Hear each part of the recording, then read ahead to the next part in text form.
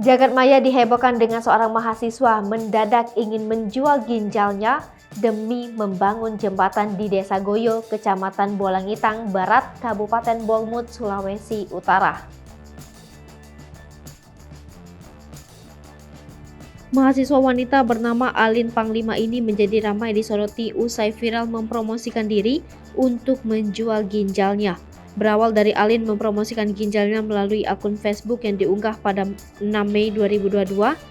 Dalam postingan yang ia bagikan, dirinya menulis kalimat, "Ia menjual ginjal untuk pembangunan jembatan Goyo, Save Goyo." Hal tak lazim itu ia lakukan lantaran untuk membantu membiayai pembangunan jembatan di desanya. Bahkan dalam postingan lain, Alin menjelaskan mengapa dirinya nekat menjual organ ginjalnya.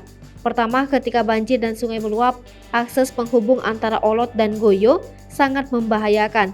Kedua, ada biaya yang harus dikeluarkan setiap harinya untuk bisa menyeberangi sungai dengan rakit sebesar Rp3.000 sekali lewat. Lebih lanjut, kemungkinan besar ketika banjir dan air meluap, biaya bisa melonjak jadi berlipat ganda Rp10.000 untuk sekali lewat, sedangkan penghasilan masyarakat rata-rata memprihatinkan.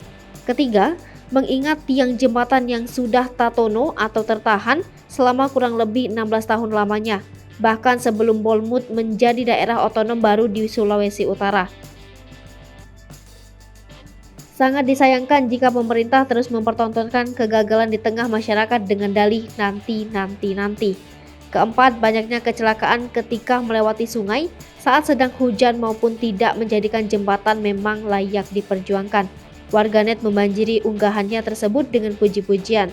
Menurut mereka, pengorbanan Alin adalah bentuk kritik terhadap pemerintah desa maupun daerah setempat. Sementara itu, di berbagai pemberitaan, Bupati Bolang Manggondo Utara atau Bomut, Depri Ponto menyatakan bahwa pemerintah daerah sudah berusaha untuk bisa mendapatkan anggaran untuk pembangunan jembatan Goyo, namun kondisi keuangan negara lagi menghadapi pandemi.